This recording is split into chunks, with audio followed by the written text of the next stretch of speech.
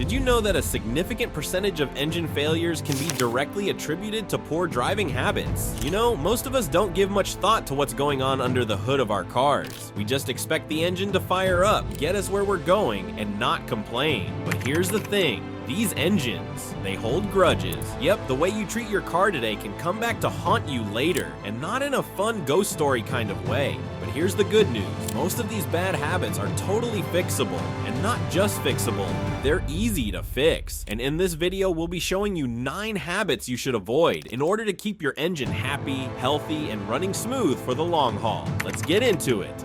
Let's start with a seemingly harmless one, extra weight. You know how it is normal to pack your car full to the brim and think, well, if it fits, it sits. Maybe you're loading up for a road trip, a big move, or just running errands. But here's the deal. Just because your car can fit all that stuff doesn't mean it should. Cars have weight limits for a reason, and ignoring them can lead to a whole heap of problems. Let's break it down. Your car is a lot like you. It can only carry so much before things start getting strained. Every car comes with a recommended weight limit, often found in your owner's manual or on that little sticker on the driver's side door. Go over it, and you're basically asking your car to work overtime without the extra pay. First up, let's talk about your tires. Overloading puts extra pressure on them, which can lead to uneven wear, or even worse, a blowout. And let's not forget about the suspension system, the part that keeps your ride smooth and your car stable. Too much weight can mess with the suspension, making your car harder to control and less safe to drive. Your engine isn't off the hook either. More weight means your engine has to push harder to get the car moving and keep it going. This is especially brutal when you're driving long distances or tackling hills.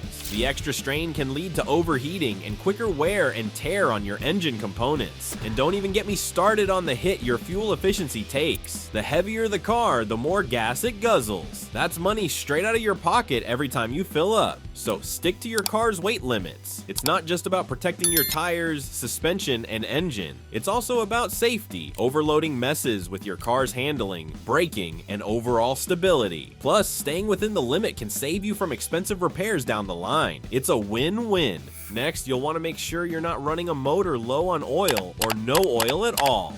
Your car's engine is like a well-oiled orchestra. Every part moves perfectly, doing its job in harmony, and the oil is the conductor making sure everything plays smoothly. But when oil levels drop too low, the whole system starts falling apart. Here's why. Engine oil is like a cushion between all those moving metal parts inside your engine. Without enough oil, these parts don't get the lubrication they need. Instead of sliding smoothly, they start grinding against each other. This grinding causes extra friction, which leads to faster wear and tear. As the oil level dips, your engine has to work harder, and all that friction generates heat. Oil normally helps carry away some of this heat, but with less oil, the temperature starts creeping up. If the oil gets too hot, it breaks down and loses its magic touch. It can't lubricate effectively anymore. When the oil completely loses its ability to do its job, the engine enters what you could call the danger zone. The temperature skyrockets, and parts that are supposed to work together smoothly start clashing like a bad relationship. In the worst case scenario, the heat and friction cause parts of the engine to literally weld together. Yep, the metal melts and fuses into one solid mess. At this point, your engine isn't just damaged, it's toast. This all might sound dramatic, but the good news is that it's totally preventable. Checking your oil regularly and topping it off when it's low can save you from an engine meltdown. It's a quick, simple habit that keeps your car running smoothly and saves you from a costly repair or even replacing your entire engine. The third habit you need to stop is revving an engine cold. When your car's engine is cold, so is the oil inside. And here's the thing about cold oil. It's thick and sluggish. That oil is supposed to move through the engine and coat all those important parts, pistons, bearings, you name it, to keep them from grinding together. But when the oil is cold, it doesn't flow well, and those parts aren't getting the slippery layer they need to avoid wear and tear. If you rev the engine right after starting it, those parts are working overtime without proper lubrication. It's like trying to sprint without warming up, except instead of sore muscles, you're looking at damaged engine components that could lead to expensive repairs or even a complete breakdown. Now you might think, hey, my car has a temperature gauge and it shows the engine is warm, so I'm good to go. Well, not exactly. That gauge is usually for your coolant, not your oil. Coolant heats up way faster than oil does. So even if the gauge says the engine is warm, the oil could still be thick and not ready to protect your engine properly. Back in the day, some cars came with an oil temperature gauge. Those were super handy because they told you exactly when it was safe to rev the engine. Most modern cars don't have this feature though, so you have to play it safe and give your engine some extra time to warm up naturally. So, how long should you wait? Generally, it depends on the weather. If it's cold outside, give it at least a minute or two before driving gently, and avoid flooring it for at least the first 5 to 10 minutes. Especially in freezing temperatures, let the oil warm up, thin out, and do its job.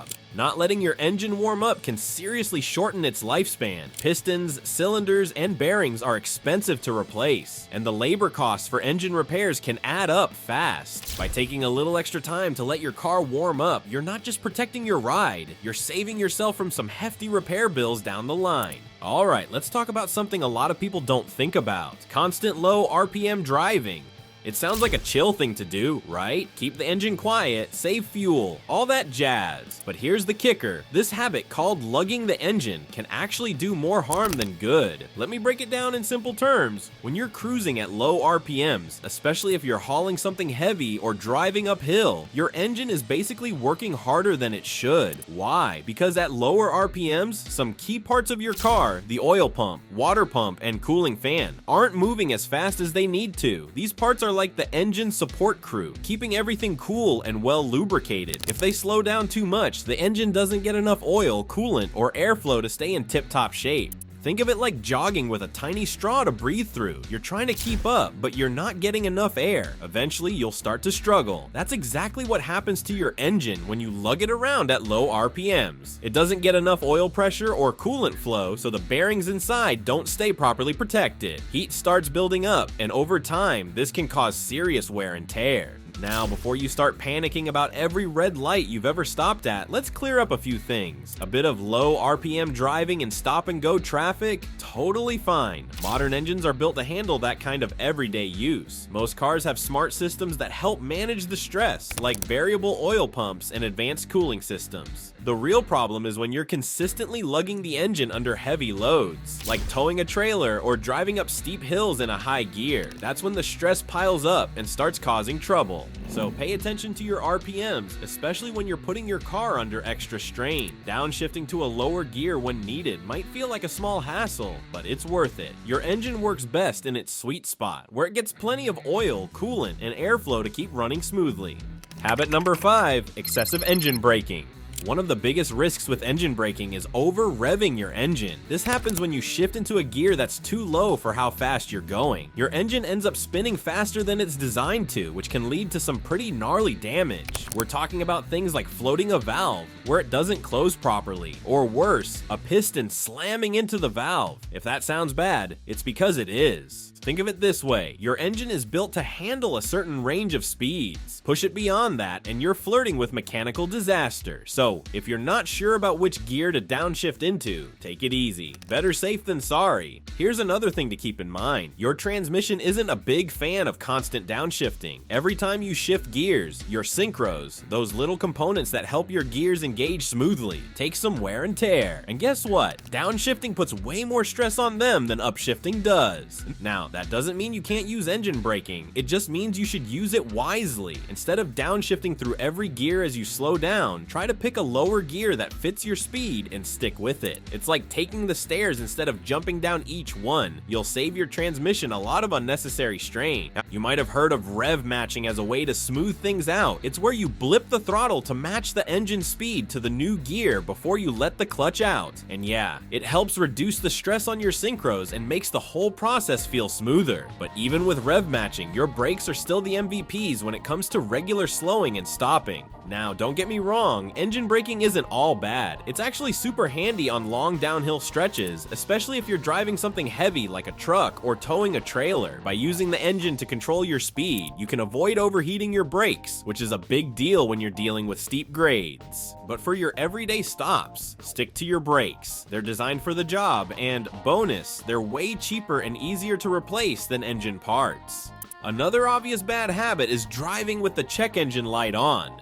Ignoring the check engine light is not the best move. Those lights are there for a reason, and brushing them off can lead to way bigger headaches than you bargained for.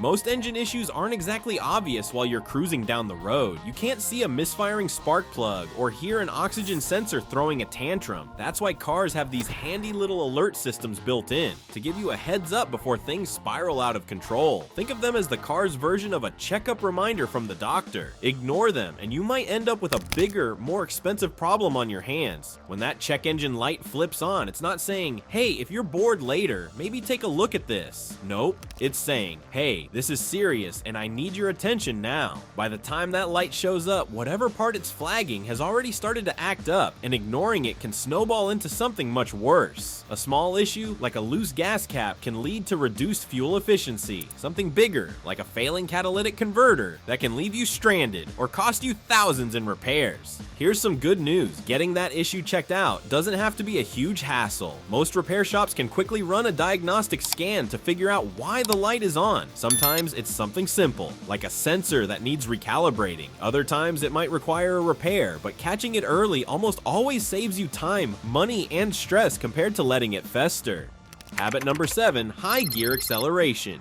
Alright, this one is something a lot of us are guilty of. Going full throttle like we're in a Fast and Furious movie. Sure, it feels amazing to mash that pedal and hear the engine roar, but doing it too often can really mess up your car in the long run. Here's the deal, cars are built to handle some bursts of power. That's why you can occasionally floor it to merge onto the highway or show off a little. But if you're driving like a maniac every day, you're putting a ton of extra stress on your engine. Take the crankshaft bearings, for example. These little guys play a big role in keeping everything running smoothly, but when you're constantly revving your engine to the sky, they wear out faster than they should, and once they start to fail, you're looking at some pretty expensive repairs, or worse, a totally ruined engine.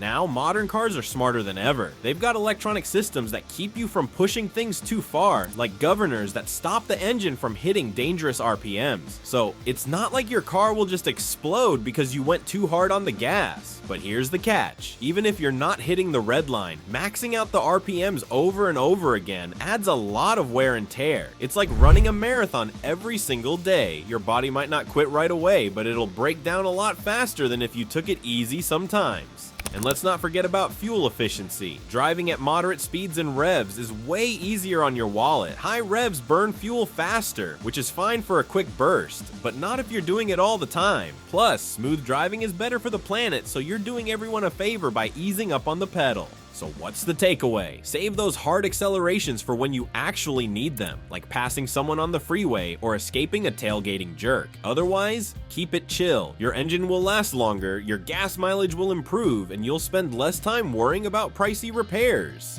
Next we have driving through standing water. A lot of drivers think it's no big deal, but trust me, it is, especially if that water is high enough to reach your car's air intake. You see, every vehicle has a weighting limit, which is basically how deep the water can be before you risk serious trouble. Usually that limit is just below the air intake, so if you're splashing through water that's too deep, you're flirting with disaster. Now, here's where it gets dicey. If water gets into your air intake, it's like inviting it straight into your engine. And no, this isn't like flooding your engine with too much fuel. It's way worse. Water doesn't compress like air or fuel, so when it sneaks into the combustion chamber, it can wreak havoc on your engine's internal parts. Think bent rods, cracked pistons, and in extreme cases, a totally ruined engine. That's not something a quick fix will handle. We're talking expensive repairs. For off-roaders, there's a handy solution, a raised air intake, also called a snorkel. This clever gadget keeps the air intake high and dry, letting these vehicles wade through water that would drown a regular car. But if you don't have a snorkel, you're out of luck. Water simply doesn't belong in your combustion chamber. If it does get in, the engine needs to be drained, cleaned, and dried, and you'll likely need fresh oil before it's road ready again. And that's if you catch it early enough to avoid permanent damage. So the next time you see a big puddle or flooded street, ask yourself, is it worth the risk? Finally, at number 9, we have ignoring fluid leaks. Now, let's move on to something every car owner has probably ignored at least once: fluid leaks. It might seem harmless at first, just a few drops on the driveway, right? But here's the thing, every leak, no matter how small, has the potential to cause major problems down the line. Take a coolant leak, for example. This sneaky issue can lead to overheating, which is basically your engine's way of saying, "I'm done." Overheating can cause severe damage, from warped cylinder heads to complete engine failure. Then there's oil leaks. Not only do they put your engine at risk by reducing lubrication, but if that oil drips onto something hot, like your exhaust, it could start a fire. Scary, right? Brake fluid leaks are even more serious. Losing brake fluid reduces your car's ability to stop, turning every drive into a gamble. It's not just a risk to you, but to everyone else on the road. And don't forget transmission fluid. A leak there can quietly destroy your transmission, leaving you with a repair bill that could rival the price of a used car. And here's the kicker, even small leaks can snowball into big problems. That tiny drip messing up your driveway. It could mean a cracked gasket or a worn out seal that gets worse over time. Left unchecked, it might even lead to complete engine failure. Think of it like your body. If you start bleeding and don't stop it, you'll lose too much blood and your body will shut down. Your car works the same way. If it doesn't have enough oil or coolant, it's game over. So what's the solution? Simple. If you notice a leak, don't wait. Take your car to a mechanic and get it checked out. Often it's just a matter of finding the source and replacing a part before things spiral out of control. It's way cheaper to fix a small problem now than to deal with a blown engine or failed brakes later. Bonus tips. Do not skip regular maintenance.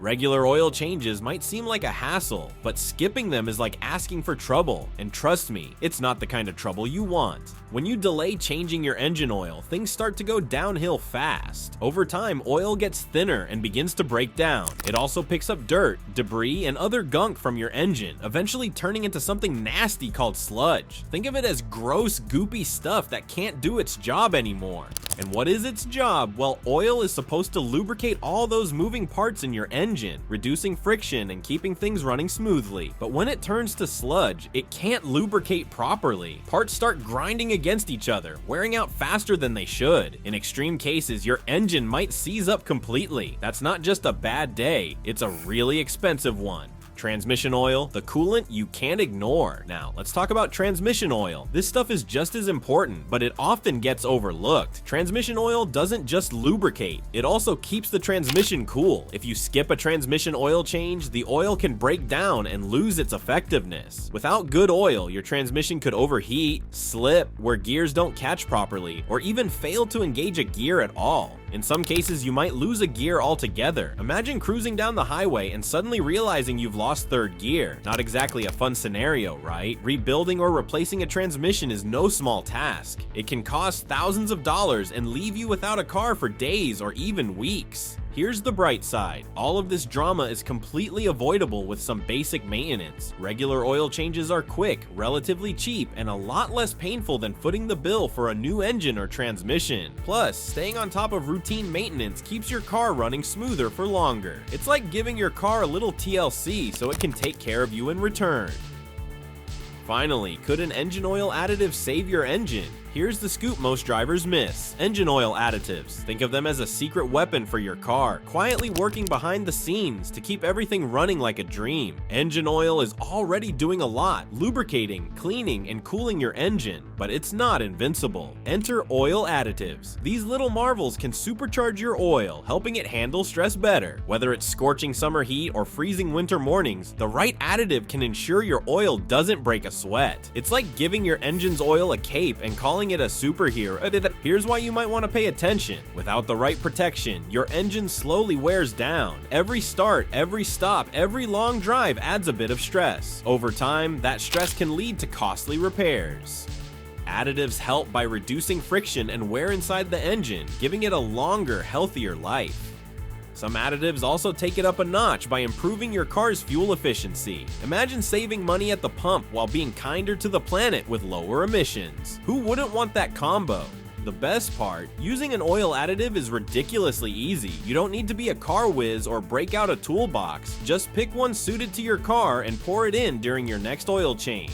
That's it. In a matter of minutes, you've taken a big step toward a healthier engine and maybe even a fatter wallet. And think of your engine as the beating heart of your car. Neglect it and you're asking for trouble. Unexpected breakdowns, lousy fuel efficiency, and repair bills that'll make you wince. But give it some love, like using the right oil additive, and you'll be rewarded with fewer breakdowns, smoother drives, and even a car that lasts longer. It's all about taking small steps that make a big difference. So next time you think about skipping that oil change or ignoring your car's performance, remember, adding a little extra care can save you from a lot of headaches down the road. Your car and your wallet will thank you. Adding an engine oil additive isn't just car talk, it's smart car care. It's affordable, easy, and it works. Whether you're all about keeping your ride in top shape or just want to avoid big repair bills, this little trick can make all the difference. So what do you think about these habits? Did we miss anyone? Let us know your thoughts in the comments section. Also, make sure to like this video, subscribe to our channel, and activate the notification bell to stay updated with all our latest videos. While you're still here, click the video on your screen to see more interesting content like this one.